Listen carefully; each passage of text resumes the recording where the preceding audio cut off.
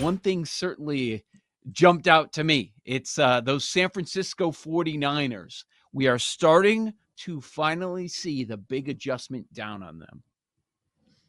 I was just looking through my spreadsheets where I track all my bets. I have not bet on the Niners one time this year. Mm-hmm. Have not. That's not by design. I didn't really want to pull them in a lot of spots because I didn't want to lay big numbers with them. You know, we've talked about this now for a week on this show, BetQL Daily, the morning show that bets. And I think the common denominator that we both reached was that they're overrated. The spreads are still too big. So you could obviously bet against them, but I also didn't necessarily want to bet against San Francisco. I just passed every game. Did not bet them one time this year.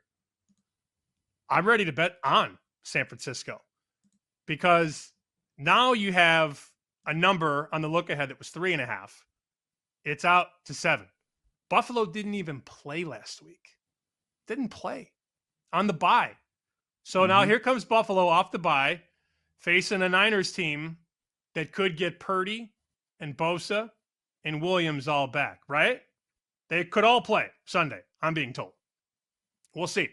I don't know that I trust their injury report, but there's a world where they all play. If it's Brandon Allen, this number is going to keep running. It's going to go to 7.5, 8. But if Purdy plays, unless I miss something, he's possible to play. Where does the number close in San Fran, Buffalo? What do you think? 4? If it's like 4. Everybody in? Wow. Is everybody in? We don't Williams know. Matters. Yeah, right. Of course. Do you think 7's it's a big to number. 6? It's a big number. Yeah, I was going to say 5.5 maybe.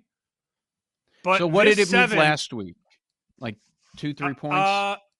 Well, it closed 6, but that was, once they ruled out Purdy, it got exploded to 6, and then Sunday morning, everybody came late and took out the garbage and moved it to 6.5. And of course, none of the numbers mattered because Green Bay just pulverized them.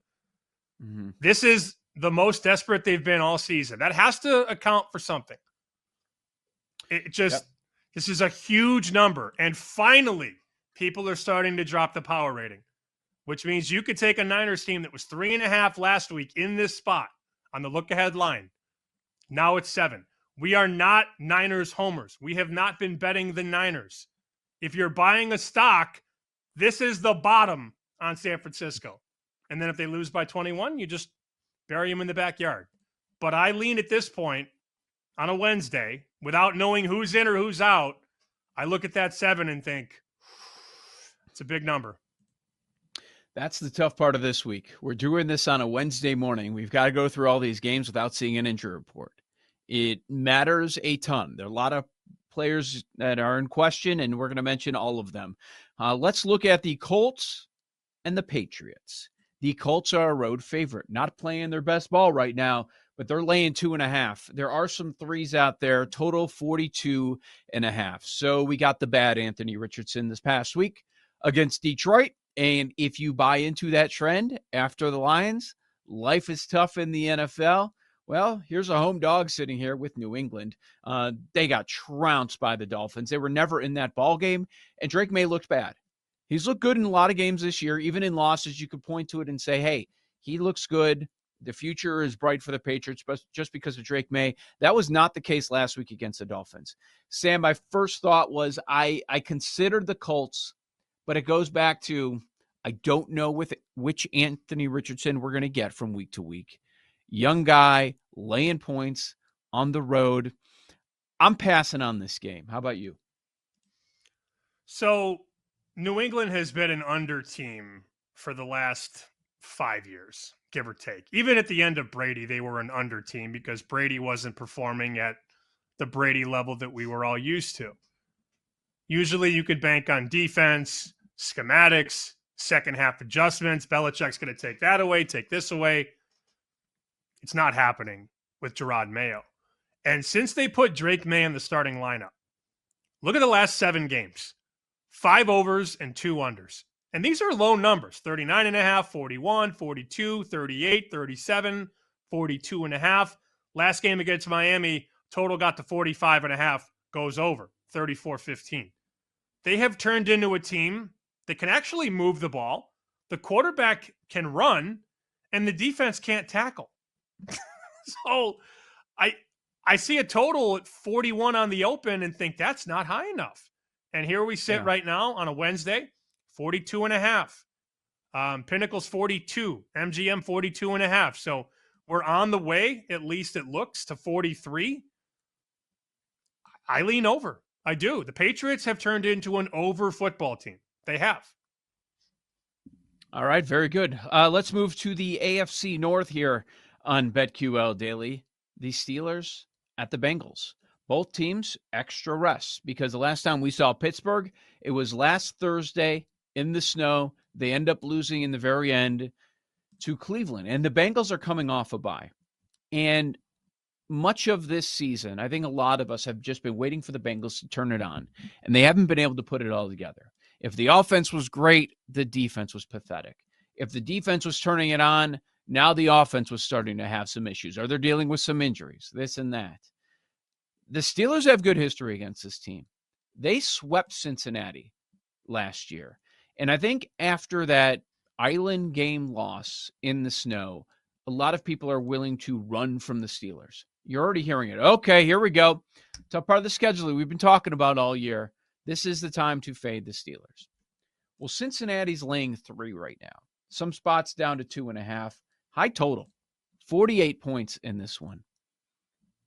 You're giving me 3 in an AFC North matchup, and it's Tomlin coming off a loss. Yeah, the other team's on the bye. Look at the mismatch with the coaches between Zach Taylor and Tomlin. I'm going to take Tomlin. Give me the 3 points in the Steelers. How about you? 3s are going away very, very quickly. Yep. You can still take a 3 at MGM, title sponsor. There are a couple 3s that are lingering offshore.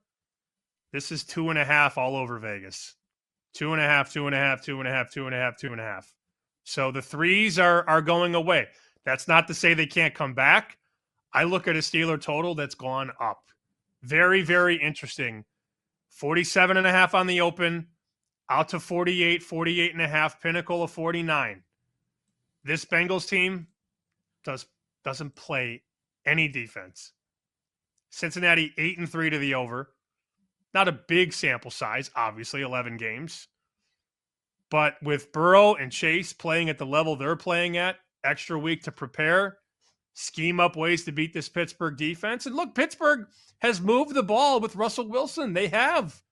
They've got talent. They've got receivers. They can run the ball.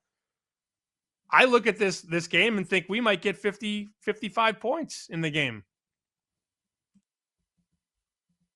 Look at these Bengals wins for everybody waiting for the Bengals to turn it on.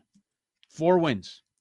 Vegas, Cleveland with Watson, Giants, and Panthers. Those are your 4 wins. Maybe they're just the Dolphins of this year, where they're beating up on the bad teams.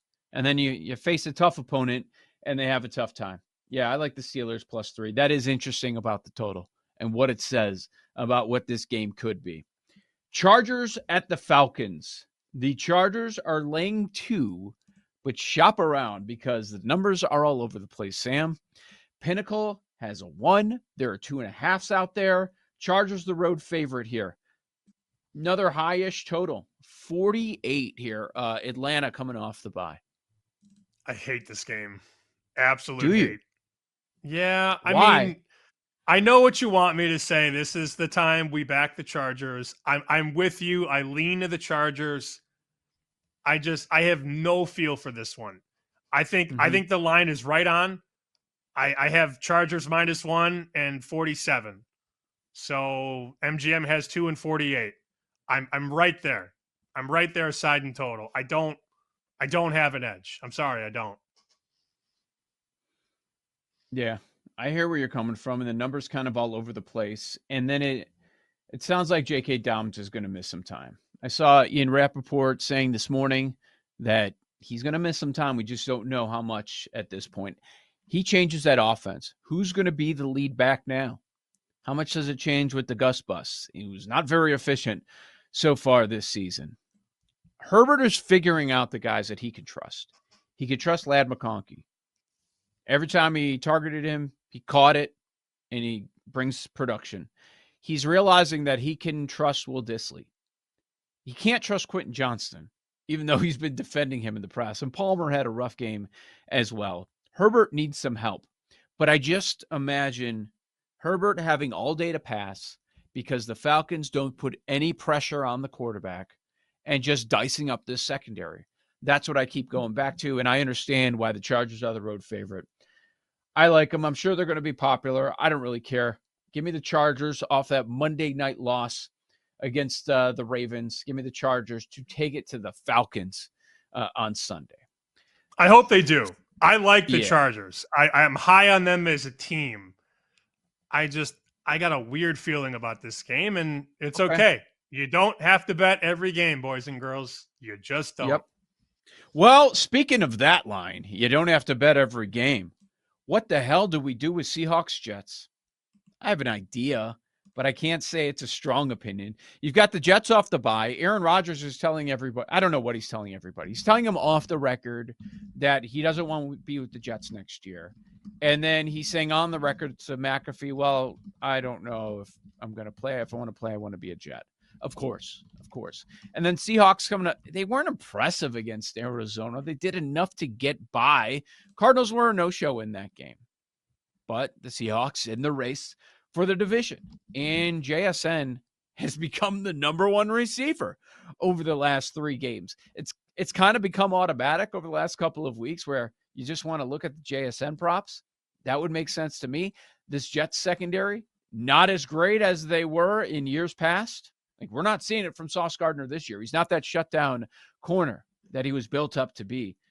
Like, I'll look at JSN props. I lean Seattle, but I'll be honest, a lot of that, Sam, is because of the noise and because of all the stuff with Rodgers. It feels like this team is focused on anything but football. They might be doing 1, 2, 3 Cancun in every huddle. Rodgers has already given quotes to the media. I don't know if I want to play next year. Yeah, get out of here, dude. Okay, it's week 13. It's a weird year. Weird year in New York. Not even for the Jets, just for the Jets. It's Jets and Giants. Why is it every year we have the same conversation? Why do the Jets and Giants always do this? It's very funny to me. Very funny. And why do people think it's going to change? No, this is the year for the Jets. It's going to change. This is it. Look at the talent. Yeah, look at the talent. The GM's fired now after the head coach was fired earlier in the year. Yeah, and the owner's walking around with rusty bullets. He's just picking people off. Yeah. What a disaster they are. I think we have to bet JSN for Paul. Paul has been talking about JSN all season, and we're finally enjoying the nectar. We're finally getting that taste of what JSN props are potentially able to do to our wallets. How many times did we talk about him to score a touchdown early in the season? And he's finally started to become that guy who gets into the end zone. I might just bet that for Paulie. I might do it. Yep. There you go. You know, I was leaning Seahawks, but I don't know. I don't know about this. Yeah, JSN props look good. I don't see anything out there aside from touchdown right now, but he's getting targeted. He's the guy that Geno Smith is going to when he's not going to the opposition in the red zone.